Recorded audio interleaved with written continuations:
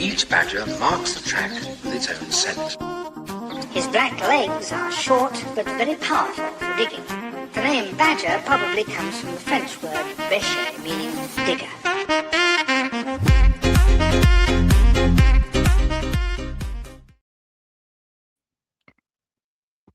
Hello, everybody. Welcome along. Cricket Badger podcast time.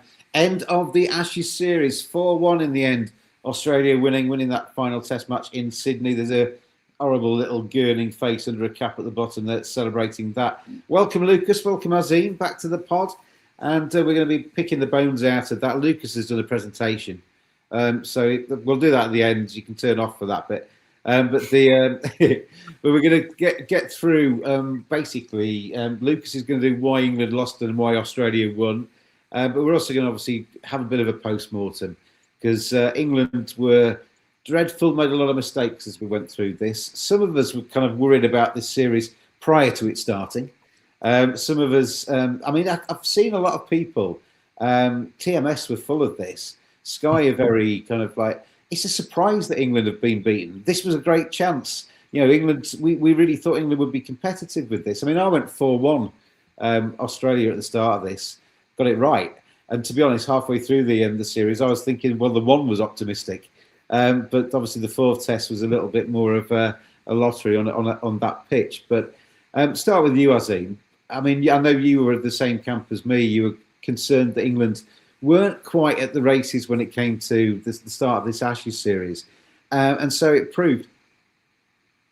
Yeah, James, listen, for me, all I'm hearing in the aftermath of the series is excuses of why this didn't happen, excuses of why that didn't happen, the things that we saw, and, experts on TNT. I saw some predictions by Sir Alistair Cook, Graham Swan, and I was just like staggered before the series. And all of a sudden after the series, they're spelling out all the mistakes. Now, my question to you and like to everyone out there, and I put it to you, what have we seen over the last 6 weeks that the signs of, or we haven't seen in the last 4 years under this management? And I would say we've seen, whether you go on the bigger detail or the real tiny detail, everything has been there. It's just been masked because, the reality is Test cricket is, because of the resources, England, India, Australia. And it only gets highlighted in them series. And I'm sorry, I've been calling it a cult, and I've been having this back and forth with Matt Floyd on the podcast that we do. And I've gone back as far as 16, 18 months. And there's comments and quotes from myself about how I saw it playing out. And it's exactly how it's played out. But the aftermath is as embarrassing for a lot of people involved in English cricket, media included in that, is because what I'm watching and listening is that there's a lot of talk about, there being no consequences to, no accountability, no consequences culture. While in the same breath, likes of Steve Amerson are saying, I wouldn't change anything. Culture, behaviors, language, it needs to turn into action. You can't in the same breath say, oh, you know what? The lads are going out there playing bad shots and there's no consequences. But you know what? Let's leave it the same. Because actually what you're saying to them is there is no consequences. So, you know what? I'm very, very disappointed, very frustrated because I'm not even near the team and I could see these things. And those around it and near it, how they've not been able to spot them and see them is beyond me. And we really did have an opportunity. If I was in the Australian camp, I would be like, oh my God, we've got away with one here. That's at the same time as giving them the respect and credit for winning it. They found a way. But, if they don't honestly assess themselves and go, you know what, we've got lucky here and we found a way, credit, they're going to find themselves in the same situation in 2 years' time because there's some real flaws within their team. But I don't go that from the notion of, England are great. England have been absolutely horrific and they deserve to lose and they were lucky to win one. But from an Australian point of view, good teams and leaders, they assess and, are highly critical of themselves when they're doing well. And if Australia does that, leaving this series, they're going to be in a good place. Lucas, what Azeem just said there, a lot of talk at the start of this series, and it actually got worse for Australia because they lost Lyon. Hazelwood was thought to have been able to play a part and then was ruled out fairly early. Pat Cummins played one test. You've got a whole bowling attack there missing from Australia. And with all due respect, the likes of Doggett and stuff that came in weren't as good. They did a good job when they came in. They were good, honest pros basically, but they weren't the kind of the stardust that Hazelwood or Cummins might have done. So there was a thought within England that I think that they thought, well, this is a great opportunity. This is a weak Australia. This is Bazball. We're going to basically win this. Is there any kind of sense in Australia that a kind of, I mean, the B team's unfair, but a kind of lesser team has kind of got away with one or has done really well to still win? Not really. And by the way, just like you, James, I said 4-1 Australia. But Azeem's right, and it's not all rainbows and unicorns. There is problems in the Australian batting depths, number 3 in opening position and an all-rounding position. So there are holes, but the perception in Australia was just get the Ashes done no matter what. If it's 3-2, 1-0 even, or hell, even 0-0, just retain the Ashes was your number one goal. And I thought that the bowlers that we played, they're basically Sheffield Shield bowlers. Boland's a bit harsh because I think now they'll pick Boland over Hazelwood even if Hazelwood's fully fit. But Neser, Doggett, Jai Richardson, they're all Sheffield Shield bowlers. Brendan Doggett was the leading wicket taker last year in the Sheffield Shield for South Australia. Helped them win a title in 30 years. I went to that final myself. So these are the best of the Shield. For me, Neser was really surprising. He took 15 wickets, Neser. Now, if you go back and look at Neser's last Sheffield Shield game in December before the Ashes started, November, he represents Queensland. He played WA in WA in the WACA. WA had to chase 210, 220. That's very tough. Neser was horrible in that game. He went for something like none for 60, and WA won by 1 wicket. So he wasn't even in great form. And there was people like myself, James, saying, well, where's O'Neill? Why isn't O'Neill playing? O'Neill's been the form bowler. But Michael Neser was absolutely fantastic this series and a little bit with the bat as well. So those things really do surprise you form-wise. But like I said, the perception of the media was just get the Ashes done. Whatever it takes, do what you have to do. They produced green top pitches. You're right, James. That fourth test was a lottery. That could have easily been 5-0. But majority of them were green top pitches. They were seam-friendly pitches. And Australia, I think, have the better bowlers. They bat better on those pitches, even though there are problems there. And as we've mentioned it throughout this whole show, James, that England just didn't want to survive that storm, that onslaught by Stark or by Boland. Or by Neser when it was moving compared to Australian batters. Look at Travis Head. How can it be? No disrespect to Travis Head, he's an absolute world-class player. But how can he open a whole series, literally a whole series, and look better, have a better technique than Duckett, have a better technique than Crawley, have a better technique than Pope? No, that is just also ridiculous. So how can that be?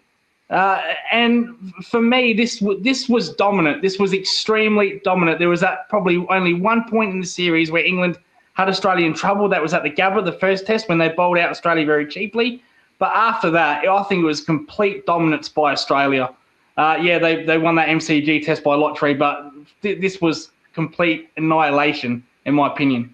I think the Michael Neser, he played brilliantly, and it's quite nice to see somebody towards the end of their career, because he's cracking on a little bit, but he's had a series. He can always say he's an Ashes winner now, and I thought he played really well. And he can bat too, can't he?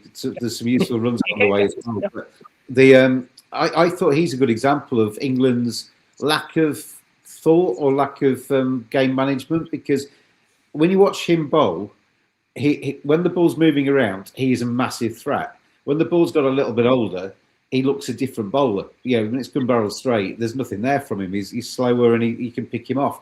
England never actually thought that. The kind of engaging brain, let's get through this eight overs of Michael Neser, and he's going to be, a lesser threat when he comes back later. No, we'll crack on and we'll try and take him down now. And that's, Azeem, a little bit of England's problem, I think, through this, is the lack of clarity of thought at times, of when to actually attack and when to actually dig in. And there's I keep going back to the that partnership in the first test between Labuschagne and Smith, which basically saw off half an hour of England looking a real threat with the ball, and then they're able to get runs later on. England don't have that clarity of thought. There's always a stupid shot around the corner. Harry Brook, I mean, I've been pulling my hair out with Harry Brook. Harry Brook is undoubtedly a fantastic player. He's got huge potential. The ceiling for somebody like Harry Brook is massive, probably even higher than Ruti, because he has got the attacking game, he's got the defensive game, but he just seems to basically be 2 seconds away from calamity all the way through. You can't watch him with any sense of security because you know there's a stupid little shot that he's going to play and he's going to get himself out. He needs to be hungry for runs. He needs to knuckle down and really fight for 180 rather than a nice 46. But that's England in a nutshell. It's kind of like fast food cricket rather than actually trying to have a gourmet dinner and doing it properly. Yeah, I think as well, Australia, I think, are probably not getting enough credit for, and their coaching staff and their captain, of the plans they put in place and the detail to the plans. And I think that's the difference between the two teams. If we're looking just in this series, is Australia were professional, they had attention to detail, they had a plan, and they executed it. My simple philosophy. Just on that, Azeem, England's had two plans. They had Plan A, which was basically top of off stump, which they didn't execute, because I mean, Lucas mentioned Travis Head there. Two things with Travis Head: he's a good puller, and he cuts the ball for fun. And basically, Cast was bowling like long hops outside of his off stump that were carted away.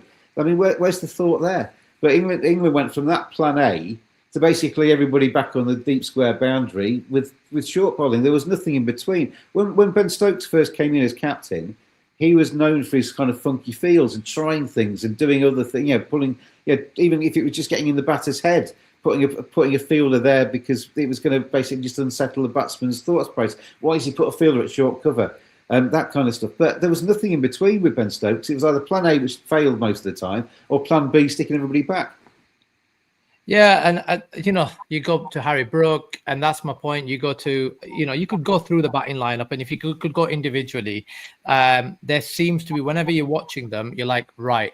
A good example would be Will Jacks in the final bit. You could see that England had got a bit of a partnership. England were 30 ahead, and you could see, there was no reason for Will Jacks to be promoted above Jamie Smith. Now, I'm putting two and two together. It's clear in the dressing room, someone's gone, oh my God, this is now, we're going to attack it. We're going to have great 20 overs. We're going to run towards danger, and we're going to get a lead, and then we're going to bowl them out. As opposed to going, hold on a minute, we're in a good position now. Let's try and get through the end of the day. We'll have a good hour tomorrow at the start.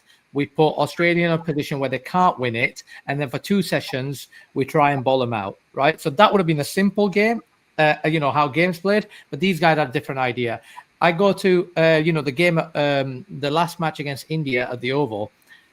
That evening to the morning, it was so clear the way them batters came out that all the conversation, all the chat, all the language would have been, right, we take it to them. We take it to them. Let's take it to them. Let's go at them. And then that's how the lads come out and play. Now, listen, the players have got to take responsibility at some point. So I think a lot of the players, they're young lads, fine, but at some point they needed to go, you know what, hold on a minute. This is not right. They needed their, the leaders, someone to be able to go, well, this is not right. But they've all just got carried away down this sort of vibes and this delusional world that they're living in.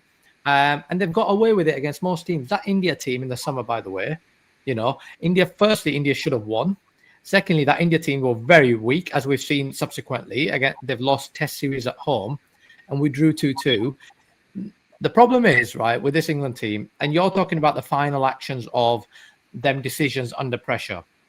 They play a lot of no consequence cricket. They can get away with a lot. In England, as a fielder in the slip, if you drop a catch, it's not amplified because you'll probably get another one in 3-4 overs time, or, in half an hour's time. In places like Australia, India, a chance goes you don't get another one for 3 hours, right? And that's what under pressure means. And then, they went into Australia knowing full well the scrutiny they'll be under.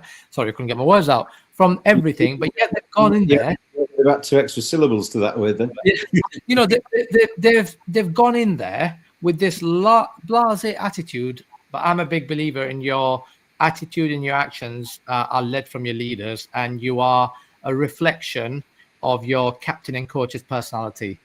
And I think that's what we've seen. And this is why I've been calling a cult for a very long time, because you dare go on Twitter, you go dare anywhere and criticize this team for the last 4 years, and you're a dinosaur, or you're the problem, or you're negative. Even now, it's like, hold on a minute.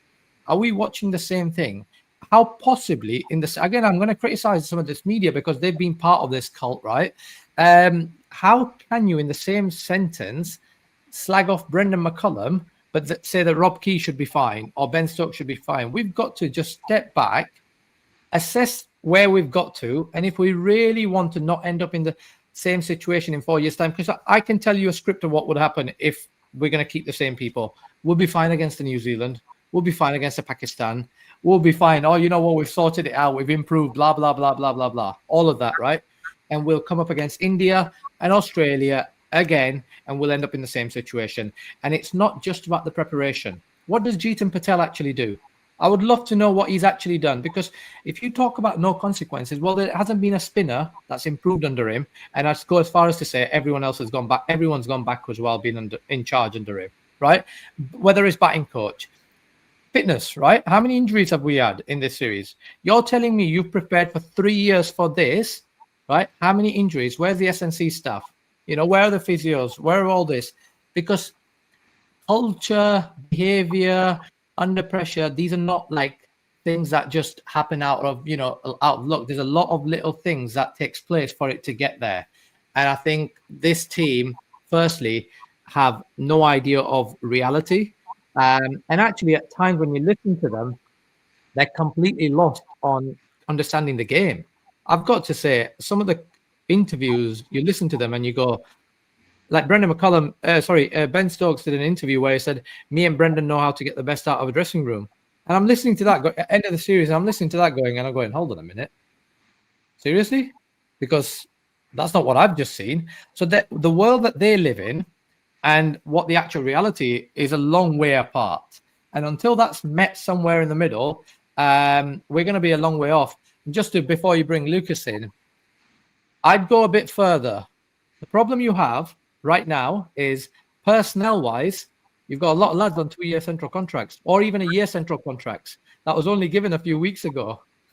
So just like, and this is about learning from it, just like Rob Key did before the World Cup in India, he gave out central contracts. People went there. They had to change the whole personnel. Johnny Bairstow never played again. David Malan didn't play again, had central contracts. This has happened again. Even Brendan McCullum, dare I say it, if he hadn't had the extension that he's just had before, he'd already be sacked. But because of that payout, that is a thing that needs to be signed off, there's a bit more conversations. Who signed that off? The CEO? Why is he not being questioned? Because I remember when Tom Harrison was the CEO of the ECB, the press pack, your colleagues, absolutely hated him. So they went for him. They absolutely went for him, right? But all of a sudden, because Richard and Richard have got such nice little cushy relationships with these guys, no one's calling them out. And one of the biggest things as a leader is getting the best out of your resources. For what it's worth, Brendan McCullum would be an outstanding assistant coach. He would be a great assistant coach, but he's not a head coach. It's very clear. He's too cozy. He's too emotionally attached. That's without going on to some of the off-field stuff, which I don't want to get into right now. I think as a cricket fan, as an ex-player, as someone that understands the game, I am incredibly frustrated as to the blinkered way how England have gone into this series, and listening to some of the aftermath and knowing some of the leaders and how they make their decisions. I honestly think that we're going to continue in the same path because they're more bothered about what it looks like as opposed to actually changing things. Like and subscribe to the YouTube channel, Gaurav as well. We're basically broadcasting on both the Cricket Badger and the Gaurav podcast channels. So like and subscribe. Follow us on Twitter at cricket_badger. Azeem's got his Twitter handle underneath his name there as well, so follow him. I just go on from what you've just said there. For me, all three, Rob Key, Brendan McCullum and Ben Stokes, carry equal fault for this. For me, I don't think you can separate them out because they're They've worked as a triangle, a triumvirate, whatever the phrase would be. Rob Key's been the kind of the cheerleader from the top, appointing the people to execute the plan. Saw Brendan McCullum to be the kind of carefree, vibes kind of character that would be good for that dressing room. Ben Stokes is obviously, I mean, a lot of talk about whether it should be called Bazball or Benball, because I think a lot of Bazball has been Ben Stokes. It's his character, it's his personality to be up and at him and to be on the front foot. So all three of them have got equal stakes in what this team has offered. And when you go back to prior to COVID and you look at England's results, England have always been strong at home, weak away. This team is providing results that are inferior, if anything, but certainly no better than the team prior to COVID. A lot of people hark back to the one win in 17 matches, but that was in COVID. That was when they were going to Australia, living in isolation in hotel rooms, not being able to eat together, drink together, do anything together. And it was a completely artificial environment where England played more Test matches in that period to save Test cricket. That was when they were saving Test cricket, not now. That was when they were saving Test cricket, when they were actually touring and doing all of this stuff. So you can't that Joe Root team. Joe Root's captaincy is tarnished by that, but there should always be an asterisk next to that period, because England were doing the hard yards that nobody else was doing to play Test cricket. This team have provided us with exceptional days. Don't get me wrong. There have been times where this Bazball kind of approach has led to some really exciting cricket, and they've taken some wins. They've turned some draws into wins, and there have been some great days. There have also been some absolutely bloody awful days when they've fallen apart and they've had a winning position and lost six wickets for 60 runs and turned a fantastic position into a position of weakness. So, and there've probably been more days like that than there have been good days. But people remember the good days and forget all of these disappointments and the collapses. So England need to have a really long, hard look at this. You look at how Ben Stokes has talked since the series is finished, or since the 3-0 really. You look at how Brendan McCullum's kind of fronted up to it. They're both kind of admitting some kind of mistakes, but both saying that they are the right people to take this forward. Well, they would do, wouldn't they? Because all three of them, Key, Stokes, and McCullum, want to stay in jobs. I get the feeling with Brendan McCullum, there's a lot of talk about England need to change the dynamic a little bit and change some of the processes of what they're doing. Jonathan Agnew, I thought, spoke very well on TMS about, you look at Australia ahead of the day's play. They're going through all of these drills. They're doing things kind of properly, in inverted commas. England are just rocking up and playing football. There are differences between the approach of both teams, and the proof's in the pudding, isn't it? 4-1. So England have got to do certain things differently. Now, it's been put to McCullum, are you prepared to do things differently? And he's kind of said, well, I have got principles and I've got ways of things I believe in. So he's kind of almost like daring the ECB to sack him a little bit in some ways, because he knows he's going to get a big payoff. And if he leaves England, he'll go into an IPL gig, he'll go into something else. He's not going to be short of offers. So, because Bazball's kind of made his name a little bit. So that you kind of see all of these kind of things. Yeah. I agree with you. You got people in the media backing friends and kind of like saying, well, you got to protect him, but he can go. For me, Azeem, I'd get rid of all three of them. I've been very, very clear. This is a cult, right? Before you make any decision as to what future looks like, you need to assess where you're at. And again, it's something I've been saying for 14 months. When this goes wrong, you won't know where to pick it up. And the reason you won't know where to pick it up is because your chat is being so extreme, whether that's on an individual player level or whether outwardly. One of the biggest mistakes of these guys has been that they've put their colours to the mast so strongly at times that they've never been able to backtrack from it, because in their mind it makes them look like they're wrong. And actually, as personalities, if you look at as personalities, they don't like to, even right now when everyone is telling them, and there's been a little bit of, oh yeah, I might have got it. I've been looking for a reaction to see where I think, do they actually believe they've got it wrong? And I actually don't think genuinely deep down either Ben, Brendan or Rob actually genuinely believe that they've got it wrong. I don't think they do. And that's my point of they can't continue. Asking someone to change their personality, someone as strong-willed as Brendan McCullum, I mean, the fact that that's been suggested, and it's been suggested by a lot bigger names than us, James, I find quite naive. And I actually, I'll give you an example. Actually, when I was the under-19 captain, I was the under-19 captain for a period of time, and going into the World Cup, the manager came up to me and said, we still think you're the best person for the job. We just need you to just be a little bit more like this. And the coach came up to me and said, do not listen to him. If he wants a different personality to be captain, he needs to go pick that personality, because the reason you were picked as captain is because of your personality. But if we make you the captain and then ask you to change your personality, then we're not going to get the best out of you. And that stuck with me. And I think in life, if you're picking the leader, you decide what type of leader you want, because there's no one way to do things. But then you go and pick that best person that fits what you want. To get Brendan McCullum, and I've seen suggestions, get someone in that's going to challenge him, get someone in that's going to try and do this to him, that to him. The reality is, if Brendan McCullum doesn't have people that he trusts around him, if Brendan McCullum doesn't have say in what goes on, the final say, then Brendan McCullum should not be in the job. And if the fact that you're even suggesting that tells me that you don't think that he is the best person for the job.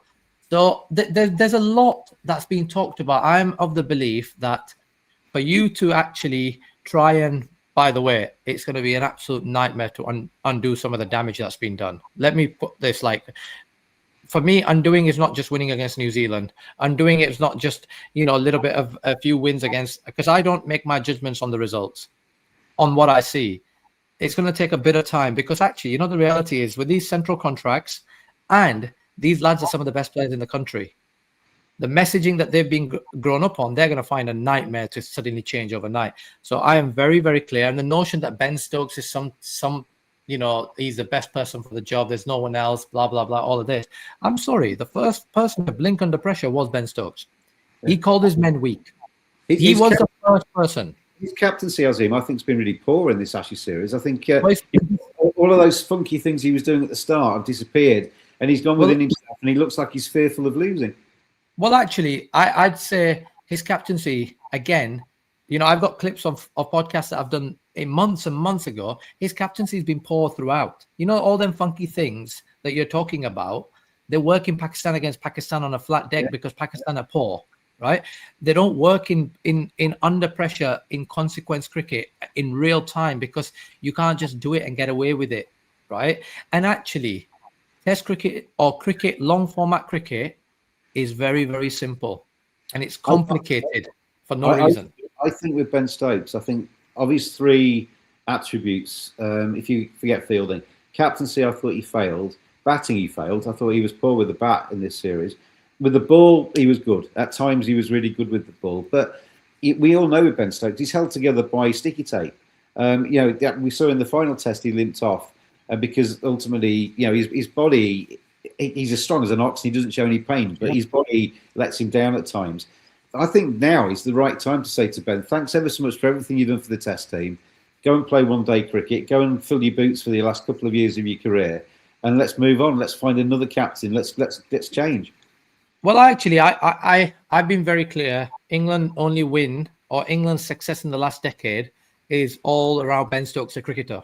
You look at the 2019 World Cup, you look at any success England's at, the T20 World Cup, Ben Stokes, a cricketer, is what's made England in the last decade tick.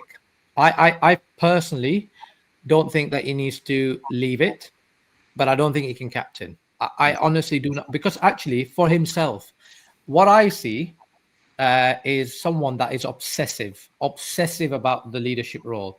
I see someone that's actually, for all the right intention, is actually not helping his players grow. Although he will feel he is too much in their faces. He's setting the fields. He's too much in the bowler's space. He's not letting them grow. And again, when I go to leadership, for me, it's as much about what you do, but as opposed to as much as how many leaders you create. Owen Morgan's a great example. I thought he was an outstanding leader. Within Owen Morgan's team, there was about 6 or 7 people that could have captained that team. Yeah. And in Ben Stokes' team, there is not one single person that stands out. And actually, as well, and I wish, again, this is something we can go back and I can push it out there. I have felt for a while that someone has needed to go to Ben, you concentrate on the batting and bowling, and we'll take a little bit off you. Ben, and that should have been Joe Root for what it's worth. That should have been Brendan McCullum. That should have been some of the assistant coaches, and that should have been Rob Key. But Ben is such a figure that, you know, everyone is too scared to say anything to Ben. And also, media's too scared to criticize him. So some of Ben's press conferences over the last few years, you know, they've been rude.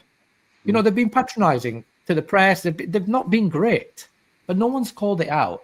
And Ben's got into this place where he's forgotten the fact that his batting and bowling matters more than his captaincy. If Ben was, you know, if someone had have supported him and he'd have taken a bit more of a backward step, he wouldn't have got injured, because actually the mental energy goes onto your physical energy as well. I'm very clear. Brendan, Ben, absolutely. And I'm absolutely shocked. I'll be honest with you, how Steve Harmison in particular, and I know he's a friend of his, how with any, you know, straight looking at anyone in the face, how he can say in the same conversation say, Brendan McCullum has brainwashed everyone. Brendan McCullum is the problem. Everything lies at Brendan McCullum's feet. But we should listen to Rob Key. And I'm, hold on a minute. And by the way, disclaimer, I was one of the people who, at the time when the job was available, thought someone like a Rob Key would be brilliant. And you can start, you know, I can stand here and say, and he's been a disaster. And this is my point of where do you start? That multi-year contracts, just before the 50 over World Cup in India, you go back there, that's where the decline has started. He's taken over a white ball team, and, you know, they're in absolute shambles. And the red ball team, it's built up. We've been told how this was going to be the thing that we're building up to. And everyone else that tells them that you're getting it wrong, it's not right, what you're doing is not right, they've basically said, you don't know what you're talking about. You know, you want to strip back, have a look at how people have been appointed under Rob Key, what people have got jobs. People have been brought from all here, there, everywhere. You've got Graham Swan on TNT. No wonder he loves it, because he's been given a job, right? All the ex-players have been brought in. And listen, for players, for as good as they can bat and bowl, some of these players are not coaches. You've got to realize what coaching is. I think it's time we cut with this experiment. It's time we work out that, you know what, media is what's natural to these guys. Let them do media. It's time we realize that coaching is more than just having batted and bowled and got, you know, test runs and wickets, right? And actually understand that, you know, these players need to realize that these guys are there to do a job for their country, right? And they get paid to do that. And they're not on a jolly and these interviews, or, you know, I'm living every 10-year-old's dream. Yeah, I get that. But that's not why I put you in front of the camera. And this is my real concern moving forward, is because you've got podcasts galore left, right, center, yeah, and all of them, you know, I'm listening to them. I feel for them. I cringe for them. These people, I honestly cringe for them, because how can you, with a straight face, sit there and go, oh well, you know what, I predicted England to win 3-1, but I saw all this coming. Well, actually, all this has been happening in front of you, and you don't have the balls to actually say anything, because you know you're not going to get the access, like me and you don't, because if you stand up for something in English cricket, well, actually, you're the problem. Yeah. I mean, the thing with people like Harmy, Harmy went for a coaching role, didn't he, under Rob Key right at the start? And he basically probably sees himself, if there's a clear out, he's got a job, because his mate will still be there if he backs Rob Key. So we see it in all kinds of different things. We saw it in your situation, and going back to the Azeem Rafiq scandal, people backing mates all the way through that, and the same is happening with Brendan McCullum and Rob Key and Ben Stokes now. So nothing changes. Nothing changes in cricket. Who would be surprised? Anyway, should we move on to Lucas's presentation? Because Lucas let's see it, Lucas. It's 3:30 in the morning where Lucas is, and bless him, I can see him being tired at the bottom there while me and Azeem were talking. So we'll bring him back in. He's provided me with this, which I'll put onto the screen. It came on, it came off again. There we go. It should be coming back. Lucas is, he hasn't written this, because I've had to change his spelling and a few things on it. But do you want to talk us through, Lucas, why you think Australia won and England lost? This is Lucas's. Yeah, we'll start. Yeah, thank you, James. And that is a nice looking photo there. Thank you for that. So we'll start with England. Shot selection at critical times was pathetic, to be honest. Especially in Brisbane when they had Australia on the ropes. Like I said earlier, that was probably the only time when they did have them in trouble. Threw it away. Brooke, Root at times are very poor. I know Root finally got his 100, then got another 100, but in between he was really poor. Same with Book. Ducker I was extremely disappointed with, to be honest. Another one that just threw his wicket away. The lack of rotation of bowlers. England knew that you bought bowlers that weren't going to be fit to play 5 tests or even 4 tests. Mark Wood went down in the first test. Then Jofra Archer went down, and then Atkinson, and in the end Stokes went down. You have bowlers at your disposal. You have Jamie Overton. You know, his stats are very good at county level. He's been playing in the Big Bash for the Adelaide Strikers. So he's had miles in his legs. Anderson should have came down as a consultant, and what they should have really done with Anderson leading up to that pink ball test, which incidentally he's got his best figures in Australia. What are the odds on that? They should have said, you know what, Anderson, Jimmy, why don't you just have a bowl in the net, see what we do, and they should have played him. Robertson's a different one. How in the world is Robertson? I'm going to come in there because there's no way they're going to pick Jimmy Anderson. Jimmy Anderson's gone, Lucas. We need to forget Jimmy Anderson. Well, he didn't go out on his own terms, though, to be honest. He got shoved. He got pushed out by McCullum. He's very much we have to make that clear. With Ollie Robinson, I'm not upset. Hold on, Lucas. Sorry, Lucas. I know we've spoken a lot and it's late at night. Can I jump in on the Jimmy Anderson thing, by the way? Because I think that typifies this management, right? If you have decided that you don't want Jimmy Anderson, fine, right? That's your prerogative. It's your decision. You go and tell him that, whatever. Jimmy's not going to be happy, right? And Jimmy has a presence. And Jimmy's in the media, right? So you've got these 3 things. Also, I'm pretty sure the chairman of the ECB company might even represent Jimmy, but check that out. You've got this situation now. If that's what you want, why have you got him as a bowling coach for the rest of the summer just so he doesn't go out and criticize you? Because you know what you're going to see now, and I've already seen one clip, is now Jimmy Anderson's going to speak. So my point going back to is if you've got the courage to make a decision, then make a decision. Don't try and, what will it look like? Or we'll give it, because, a bowling coach role is quite an important role in a team. And it's one of the reasons that's been picked up now as to why these bowlers were bowling short and wide, to Travis said, and why they couldn't hit the stump, or why at 1 minute they were, for about 3 balls trying to hit top of off and then just bowling bumpers because they didn't have a bowling coach. Anyway, I'll let you carry on with your presentation. I think it just goes back to they don't really understand what they're doing. And they make every decision from the lens of what does it look like as opposed to what is right. Yeah. No, that's absolutely correct. Absolutely correct, Azeem. I completely agree with that. Robertson, for me, this is not about him playing. How in the world did the ECB let a current player, he hasn't retired, bowl in a net with Steve Smith, Sam Constance in it? Now, Sam Constance didn't play. He was considered to be an opener earlier. But how does that happen? How does the ECB let that happen? That's like Yorkshire. Joe Root's playing for Yorkshire, and they said, "Hey, Scott Boland, come over and bowl to Joe Root." That's just ridiculous. Absolutely nonsense. Attitude when it isn't going your way. I mentioned this before the series of James Buttler, Ben Stokes. We saw Ben Stokes in India. Clap his hand. Come with me. I saw nothing of that. I saw something in the Sydney Test match which caught my eye. When Ben Stokes went off injured, they were very flat. If you looked at the scoreboard when he came off, it looked like Australia was in front by 500 runs, when really they were behind by 150.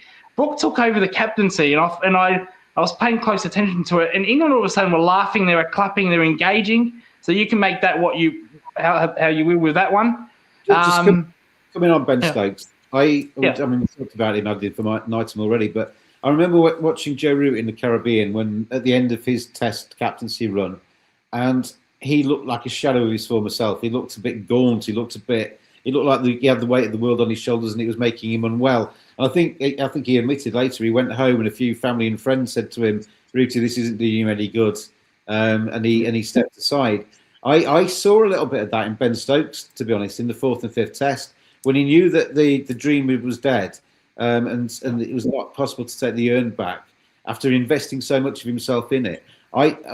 Particularly in the 5th Test, the camera kept going to him, and he looked like he was carrying the weight of the world on his shoulders. There's a time I think where, even if it's just purely from a mental health side of things, but there's a time where the captaincy is important, but it's not at the cost of somebody's well-being. And I wonder if Ben Stokes is maybe taking it as far as he can. But anyway, back to you, Lucas. No, I agree with that heavily, James. Harry Brook took over captaincy in that Sydney Test, and England, attitude changed. Now, the reasons why Australia won this Test match: rotation of bowlers. We just mentioned that. Only 2 bowlers played all 5 Tests, which was Mitchell Starc and Scott Boland. Contribution from the 80 to 85 miles bowlers that Rob Key doesn't like. He said that those bowlers do not work with keepers coming up to the stumps. Well, let's look at the next one. Boland 20 wickets, Neser 15 wickets. That's 35 wickets between them, Rob Key. So obviously it does work, and Alex Carey was keeping up to the majority of the time. So there goes that theory. Starc 31 wickets, absolutely brilliant by Mitchell Starc. For me, I think he's gone past Pat Cummins. I think he's probably on current form the best bowler. And Bumrah doesn't really play 5 Test matches. He takes rests for some reason. But Starc, what makes Starc also so good, James and Azeem? He hardly gets injured. His longevity has been incredible for a bowler that consistently bowls 45 k's per hour, 90 miles per hour. He doesn't get injured. I don't remember him getting injured even once. Yes, Azeem. Can I just jump in on Starc? Before you just do that, 1 second. You played with Starc, didn't you? When you were with him here, and he was a good lad there. I enjoyed having him for that season. And you know what? That's what I was going to jump in with. He was a good lad, but actually, and at that time he'd just broken into the white ball team of Australia, and there was still a lot of Willie, where there was there was a bit of inconsistency, etc., etc. But his professionalism. When we're comparing professionalism, and this is what I talk about, you try and judge not just on the final outcome as to what's happening as a process that's taking place to get there. The little details. He had a plan that was set out for him from Cricket Australia, and he's someone that's just broken in. But the finer details of that plan and how meticulously, whether that's in the gym, the way he trained, just everything was just so on point. And when you compare that to what we've heard about the England team, and I just million miles apart. And when they talk about what it takes to be world class, I saw that with him back then. And so I remember at the time going, my word, this is such small, little things, but he was so meticulous with it. And actually you're seeing it now. I mean, it's incredible that he's got through 5 Test matches, but he was bowling 145 at the first ball at the start and 145 right at the end. And I think it was just incredible and real role model for Australian cricket. And I think they'll miss him hugely whenever the time comes. But you look at the period of how he's got here. He's prioritised red ball cricket. He's prioritised Australia over IPL contracts. Australian players get paid well, so do the English players. But you offer an English player, something in the IPL and drop everything to go for it. And you look at, even I'd go as far, you look at the build-up of IPL within this build-up to the Ashes, and you look at the Australian players and you look at the English players. We've got completely two different. We've actually been dictated. That initial central contract thing I keep going to, that was because suddenly all players were going to sign multi-year contracts with franchises. Listen, Mitchell Starc, I watched that close up, and it's absolutely no surprise to me that he's been able to stay fit and firing for so long. Yeah, but before, can you put me back on the screen, James? I want to tell Azeem this. If you can remember when Starc first was in the Test team, he was bowling 150. Whoa. Who directs this show, Lucas? That's my segment. I thought. I'm more than happy to have your face on the screen, but I am in charge of who's on the screen and who isn't. Oh, so next time I'll say please. But on Mitchell Starc, if you can remember when he came to the Test team, he played 10, 15 Test matches. There was a series against New Zealand where he was bowling 155, 160, but his accuracy was all over the place. Now he worked a lot with our bowling coach Craig McDermott at the time. Dropped his pace a little bit, but his accuracy went through the roof. Especially his our way swingers with the wobble seam that he bowls. So when he first came in, there was a lot of heat on Mitchell Starc, and I said this with James Buttler before this series. Do the Australian crowd actually appreciate him? And I said they do, but they prefer, like when you talk about fast bowlers in Australia, you think about Jeff Thompson, Brett Lee, Dennis Lilly. But I think this series now, James, finally, it's taken about 20 years. Finally, they actually appreciate what he has done. It's a shame it's taken that bloody long, but no, they now finally appreciate what Mitchell Starc's about. And he's a legend of Cricket Australia by, alongside with Dennis Lilly, Jeff Thompson, Brett Lee, Mitchell Johnson. He's better than them. So it's taking a long time, but they finally got there, James. They finally do respect him.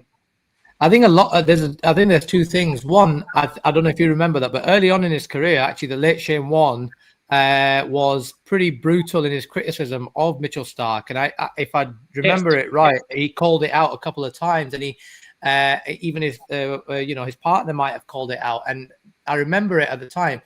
And it's because he is so. He's such a lovely bloke, which makes a change for an Australian fast bowler. And within this group, Pat Cummins, Josh Hazlewood, played against them, had opportunity because of the Champions League, because of Starkey, to spend a bit of time. They're a top bunch of lads. They're good lads, and even I think when he went past Wasim Akram's thing, I listened to the interview and he goes, yeah, he's a real go. I'm just doing my. So he's been quite un-Australian like talking about himself. And I think within your culture a little bit, you like the guy who's going to pump his chest out and, is going to look at me, I'm brilliant. And I think a little bit it's been that, but I don't think he minds. I think he's happy.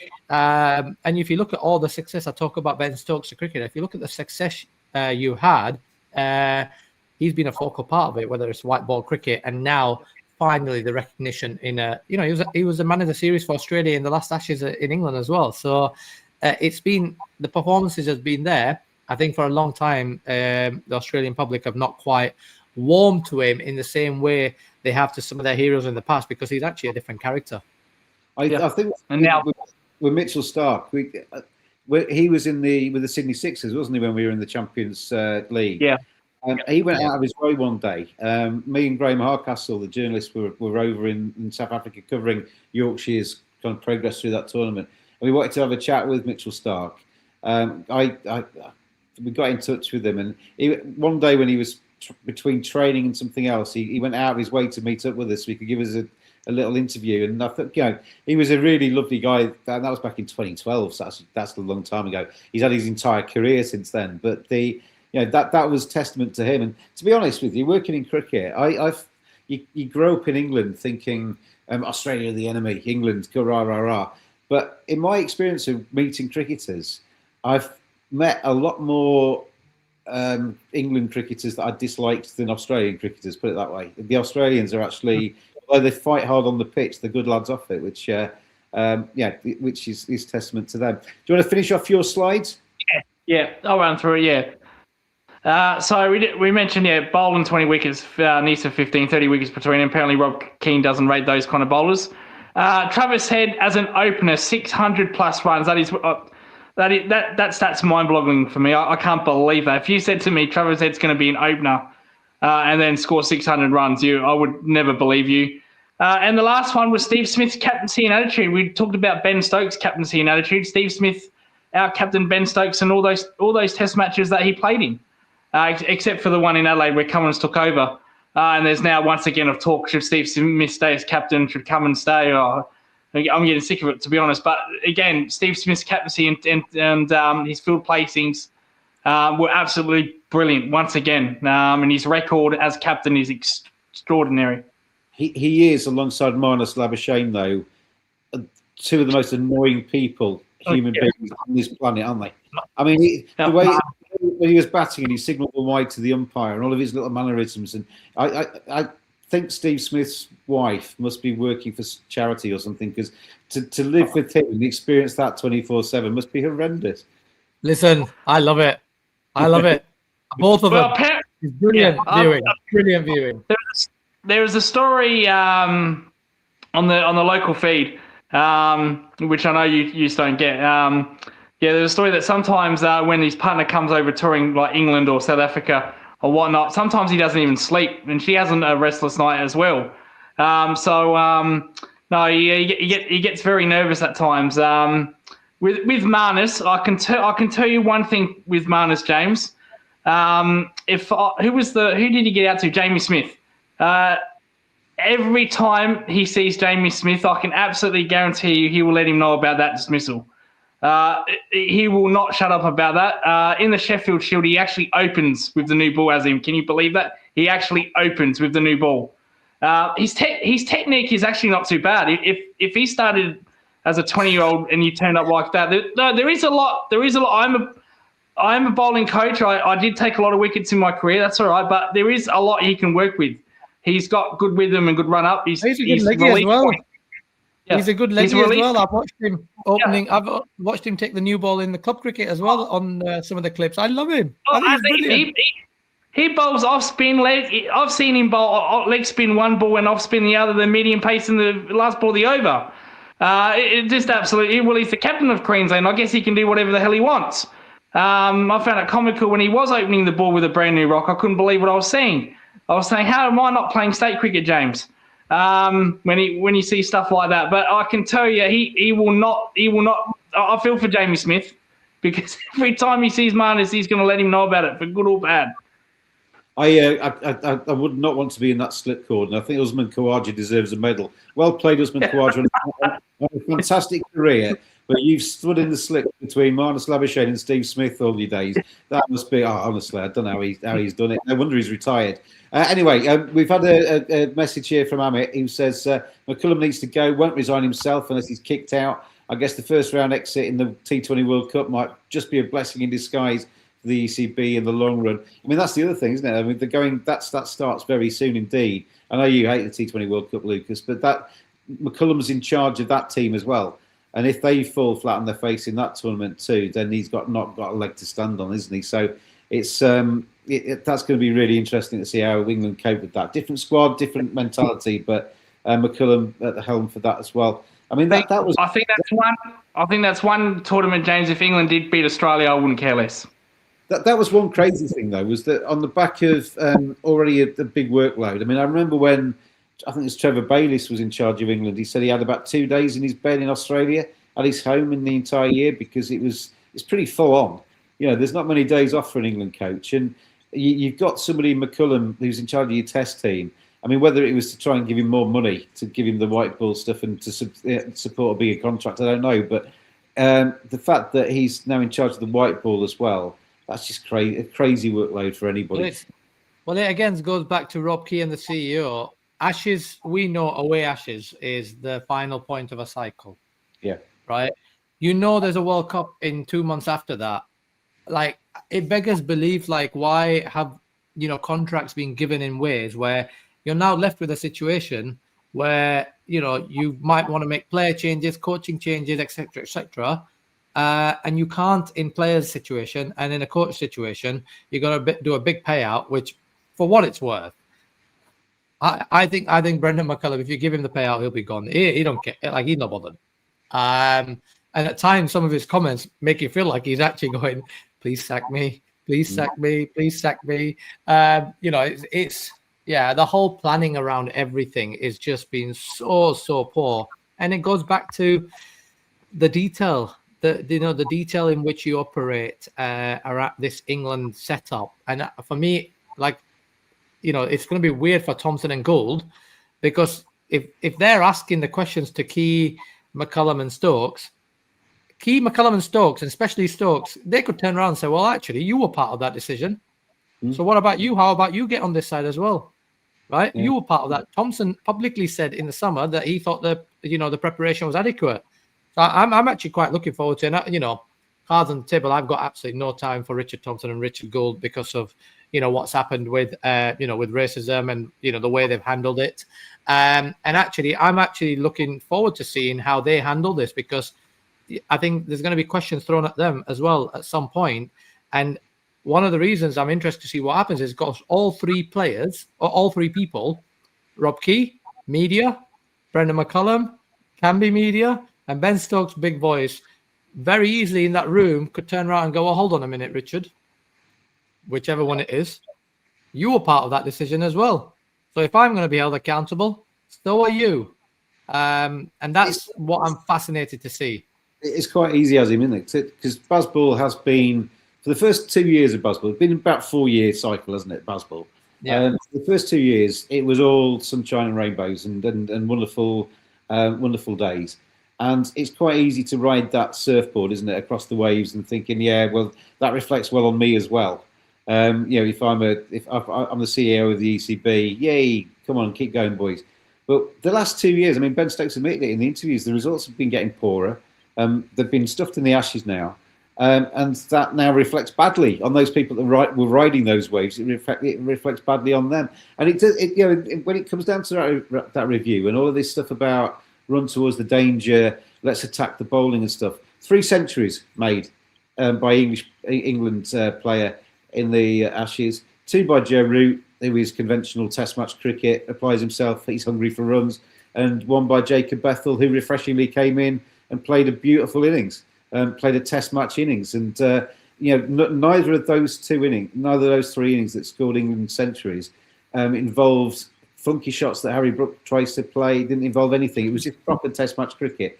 I put to you, James, 2023 Ashes at home. What were our mistakes, or what did we get wrong to not win that? And that's my question to you. Well, I mean, I can't think of any points particularly, but I think the things that England have got wrong in recent times is they've thrown away winning positions by not being hungry enough. When you play oppositions like Australia and they've got their foot on the throat, they keep their foot on the throat. They don't let you wriggle away. England let teams wriggle out of trouble by. Well, let me remind you. 2023 Ashes, home Ashes, right? Their preparation leading into that was questioned. They went to Scotland to play golf, right? Yeah. The first two test matches, they looked underprepared. The first game at Edgbaston, that stupid, silly declaration for a start, right? Pat Cummins wins them through. The second test match, I don't know if you remember, there was a situation we were about 100 ahead, something like that. 1 wicket down, and Nathan Lyon got injured. And I remember watching it at the time. I might have even tweeted it. I remember watching. I was like, "Oh my god, lads, 40 minutes. And they went to a bouncer plan. Remember it so clearly. They went to bouncers. And I'm thinking, Ollie Pope, 40 minutes. Just ride out 40 minutes here. They'll be tired, and they've got no Nathan Lyon. And what did England do? They flap, got out. Lost that test match, went 2-0 down, right? That's that. I take you to the Champions Trophy. Leading into the Champions Trophy, the preparation. We went to India, right? We lost in India. Ben Duckett going, "Oh yeah, it doesn't matter as long as you go over to Pakistan and win." In a thing, that's fine. But actually, winning is a habit. We get to Pakistan. We get to the Champions Trophy. Do you know what Brendan McCullum said at the end of the Champions Trophy? You don't remember it? I'll remind you. Brendan McCullum, again, his thing was, I think we tried too hard. Yeah. Right? You see the pattern here. So you've got preparation as a thing that happened in 2023 at the Ashes. At the end of the Champions Trophy, we tried too hard. Now we're being told that Brendan McCullum doesn't coach. All he does is works on the top 2 inch. We're going into this, right? And we think we can go in this without any preparation. So we've made the same mistakes that we've made in the past. The first 2 test matches, we're nowhere. The third test match, we do something. We're 3-0 down. It's game over. And what does Brendan McCullum said? We over-prepared. My point is, honestly, don't think these guys have got a clue. That was it after 2-0, 3-0? He came out and fronted up to the press and did admit a few mistakes. But his mistakes were, we overtrained. That was after the second Test match. He said we over-prepared, after Brisbane. Now, again, the essence of what he was trying to say, I do understand, right? But my point is, nothing is being learned through this 2 years since 20. And I would go back, and I'll go into my little more detail. This bouncer out of nowhere. This wasn't the Joe Root, right? This bouncer out of nowhere has been happening for a long time. Playing rash shots out of nowhere. We lost that Oval Test match as it was happening. Harry Brook, for me, might have got us into the position to win, but he was the reason we lost that Test match. Did anyone go and say to Harry Brook, this is not acceptable? There's so many things. Morale of a team, big decisions matter. Going into the Ashes, you change the vice captain, right? When Robke on interview says we played dumb shots, right? We played dumb shots. Well, who's one of the biggest culprit of dumb shots? At the start of this Bazball was Ben Stokes because he was trying to tell everyone. Harry Brook. How have you rewarded Harry Brook, or how has the consequences been set for Harry Brook for playing them dumb shots? He's been given the captaincy. Right? What's happened in New Zealand? We've not even touched on it, and I don't. For what it's worth, the detail of that I'm actually not interested in. But that just shows to me, the fact that the one they tried to cover it up is a failure on the part of the leadership of the ECB, thinking that that wouldn't play with Harry's head for the next 7 weeks. Clearly, it was going to come out. Clearly, it was with the press, right? But that is not happened in isolation. This has been happening, and that all is set from the top. Brendan, Ben, Rob Key. Rob Key did that interview and goes, from what I understand, nothing untoward has happened. Well, it depends on what your things of untoward is, because I'm very, very clear what's happened. I know on the last Ashes tour, I'm not going to say any detail with this, so I end up in court. But there was one player who basically was going to be front page of a particular tabloid newspaper, and the ECB squashed that story and kept it under wraps.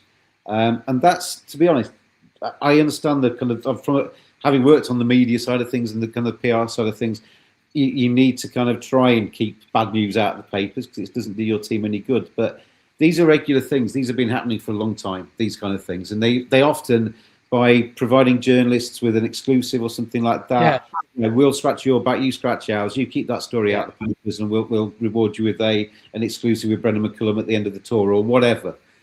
So, I've got no objection with that the Noosa thing. I think getting away for a week, enjoying yourself, having a couple of beers if you want to, I've got no issue with that at all. It's kind of what I didn't like about. I think I do. I think I do. I don't think the trouble is with cricketers, it doesn't stay as a couple of beers. Having the one thing that surprised me more than anything about working in professional sport was how unprofessional a lot of cricketers are when they are not playing sport. You're supposed to be fit. You're supposed to be. I assumed that elite athletes would basically be looking after their bodies and being elite athletes, unlike myself. But the amount of beer I saw drunk during cricket, around the county scene was crazy. I saw a podcast the other day. Phil Jones at Manchester United said, "What was the one thing that embarrassed you most or something when you were a footballer?" And he said he'd been told by Alex Ferguson that he could have the weekend off to attend a wedding or do something, take his wife out for an anniversary, whatever it was. And he had three pints, which to most people is nothing, 3 pints. And then from a series of injuries and mishaps, he ended up having to play one half of football on that Saturday after 3 pints. And he saw that as being calamitous because he'd not prepared himself well. And this was just a normal football match. This wasn't any particular thing on television or anything particularly dramatic. But that 3 pints was in his head because he thought he'd let himself down and he hadn't prepared well. You look at how much some of the England cricketers were drinking in Noosa. That is not preparing well for the next test. That is not preparing well. So, you can argue whether getting away from cricket and just kind of laying your hair down is a good thing or a bad thing. But I didn't like. But Ben Duckett was absolutely hammered. He was steaming. That's not good preparation. And I also I didn't like his attitude either. When the guy was kind of chatting to him, and they were kind of half after him and half looking after him, trying to get him home safe. And he was saying, "Well, you're nobody. Nobody knows who you are." And he was kind of really arrogant kind of attitude, and That didn't. Well, that's what. Yeah, but James, putting that aside, everything about this setup has been unlikable. Everything about this setup has been arrogant, and everything about this setup has been dismissive of everyone else but themselves. They live in a It's a cult. They live in a delusional world, a world that they have been allowed to live in through anyone that's been, in charge of it. And that's my, as we're finishing this, to cut this off, you're going to have to cut all three as a start. And I mean that as a start, because that backroom staff, there's no leaders in that, there's no one in that room that's gone, what the hell are we doing? That, for me, is the biggest worry. This is the problem that England have got, because if Ben Stokes does step down or he's sacked as captain, who replaces him? Because you know who's going to replace him, don't you? It'll be Harry Brook, because he's the next best player. He's the next best. It's not. He's never done it I mean, before. he should have never got the white ball captaincy. I know the kid. What you think what's happened in New Zealand is a one-off. Then you're going to see this. Unless something fundamentally changes, it's not going to be a one-off. He should have never been given that role. He should have never been given that responsibility. For what it's worth, I think Ollie Pope was the perfect person for me. And if he'd have been down the order and had his performances with the bat, I think he would have been perfectly in line to take over. But actually, for me, going into, like I said to you, from picking 11, I noticed you picked an 11 on Twitter, James, with a lot of engagement from a lot of people. I don't understand what the rush is. I honestly don't. For me, they need to get the basics right, and the management needs to change before we even get to the captain. And actually, I want the next captain's role to be a little bit less. I don't need them to be so like they are the main person. We've got 7 to 8 rounds of county championship cricket. The natural things will take place. If you find a situation where you've got players who are performing, who have experience, who potentially might be able to take it. And also, I think we need to try and get away from, like, if we pick someone as captain tomorrow, that person needs to be captain in 2 years' time, or that person needs to be captain at the next away Ashes. We need to get away from that and just go, well, hold on a minute. Actually, we need to try and pick, firstly, the best players. Within that, captaincy is a skill set. And I'll just throw a name out there. I think if he has early season performances, it's someone that we should look at is Tom Abel, because captaincy experience, very professional. He can, with a straight face, sit there and calmly and say instruction because he does it himself. So I'm not saying that is the person. What I'm saying is captaincy is not the top priority one for me. For me, the priority is Rob Key and Brendan McCullum's position. Them two positions are first, and then they can set the coaching staff. I think we need to get professionals back in there. I think we need to get away from some of these ex-players and some of these media pundits. We need to, I've seen some names we've run it about. We need to get back to understanding that coaching is a skill set, not just, I played the game, so I am the best person to coach this person. Them roles are for mentors, assistant, helping out here and there.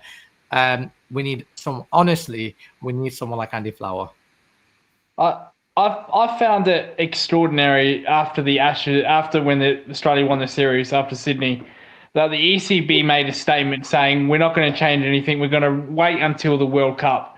So let's say if England win the World Cup, does that mean that Ashes series gets swept under a carpet? Because if that was Australia who said that, I'd be absolutely livid with that. I'd want heads to roll. That was an absolute crap statement to make. You don't say that after 4-1 Ashes defeat. But this is my exact point. I said this to Matt the other day. Give me, and I'll say to you, James, what do you want from an England team? Give me in as short of thing as what do you want the England team to do? I want them to beat India away, beat Australia away, and prioritise Test cricket, and any white ball success is a bonus. Right. And I asked Matt that, and Matt talked about a lot of things, etc.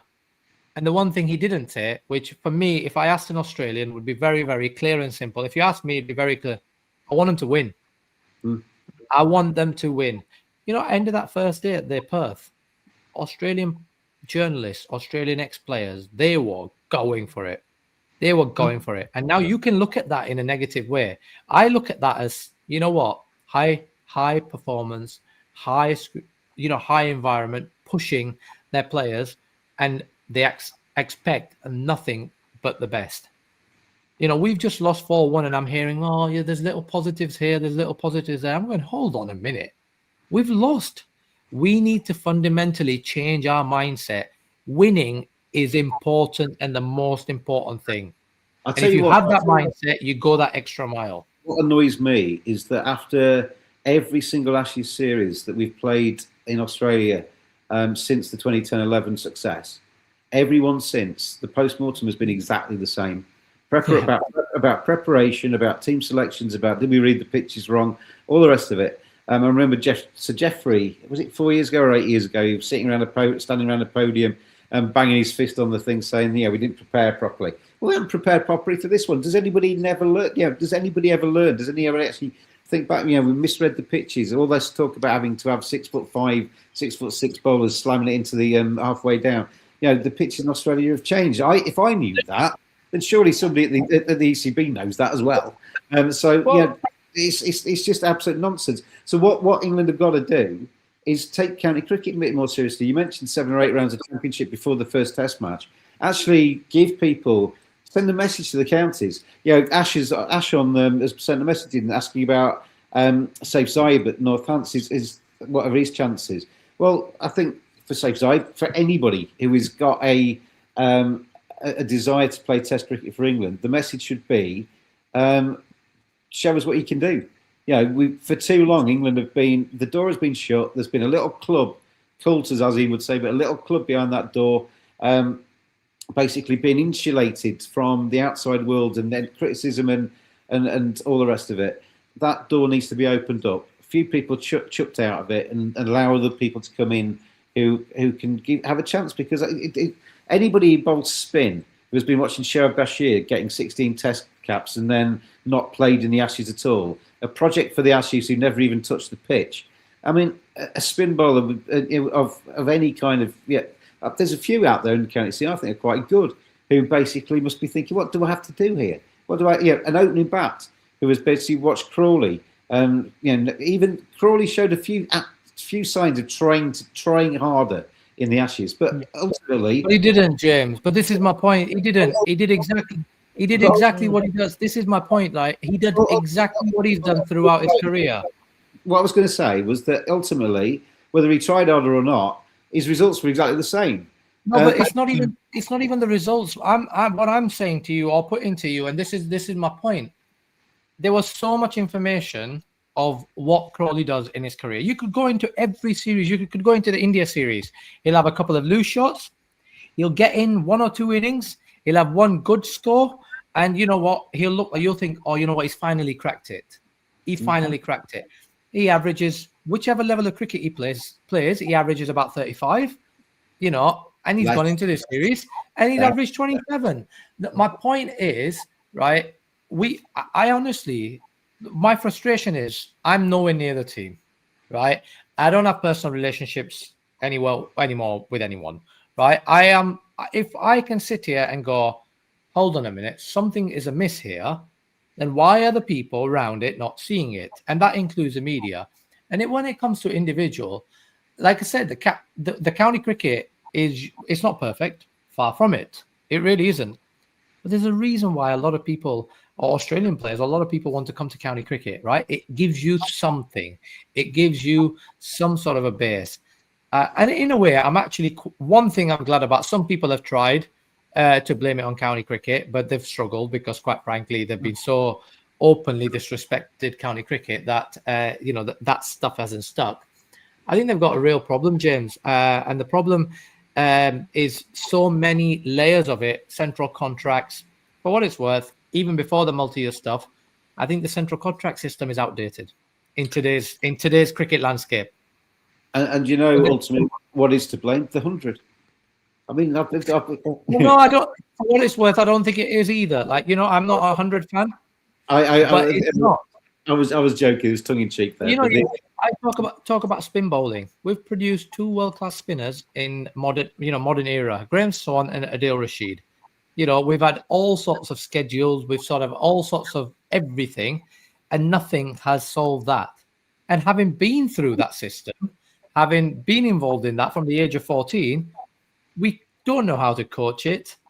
We don't understand how to develop it, and we don't know how to captain it. Simple as that, And if we think the solution is, that we will put a camp on here and that is what's going to do it, or camp on there and that's going to do it, it really isn't, right?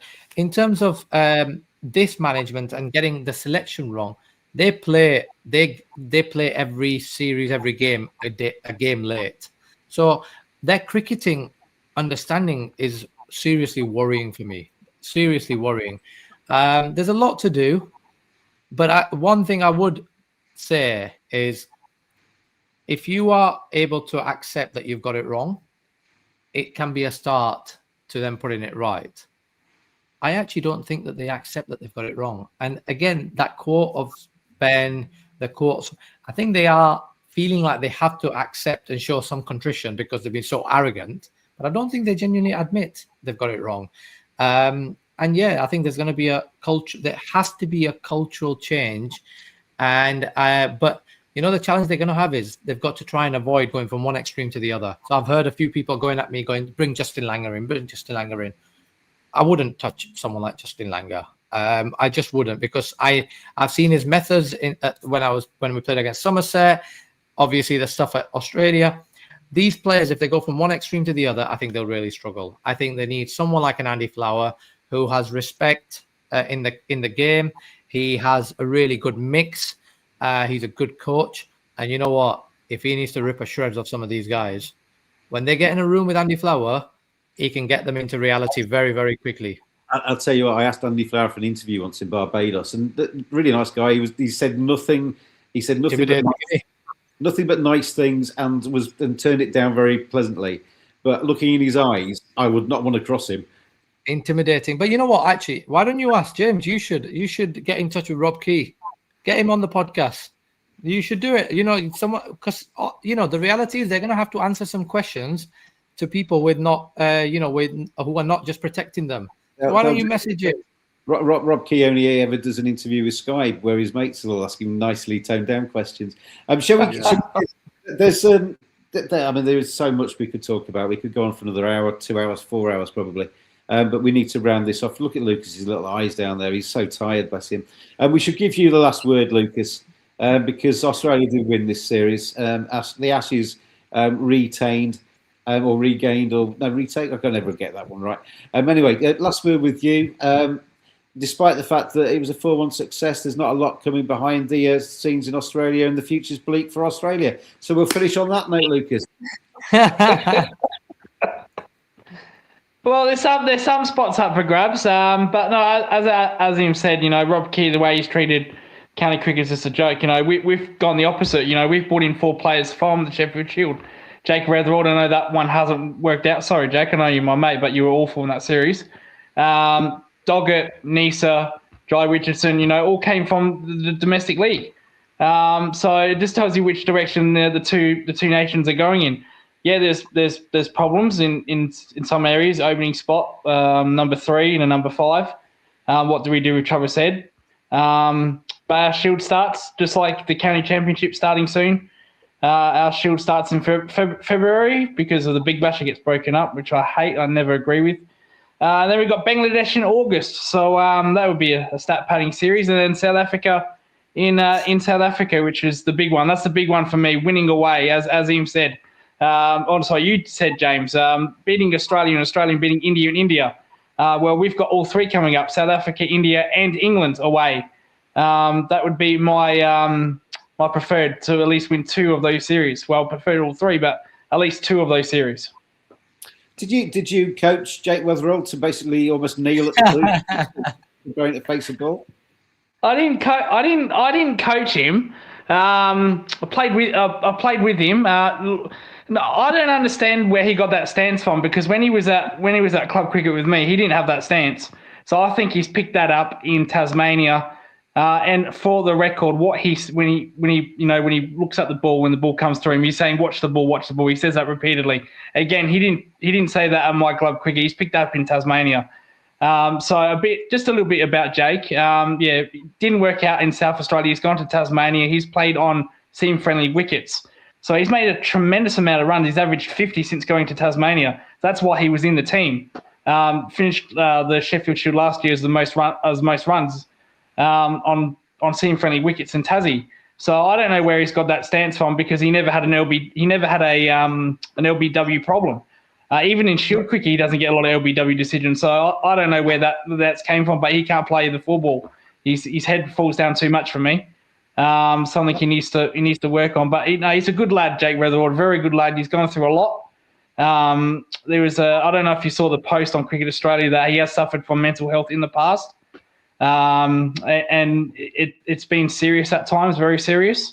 But he's got a wonderful support network. His wife is a very lovely person. Has got through him during those dark times.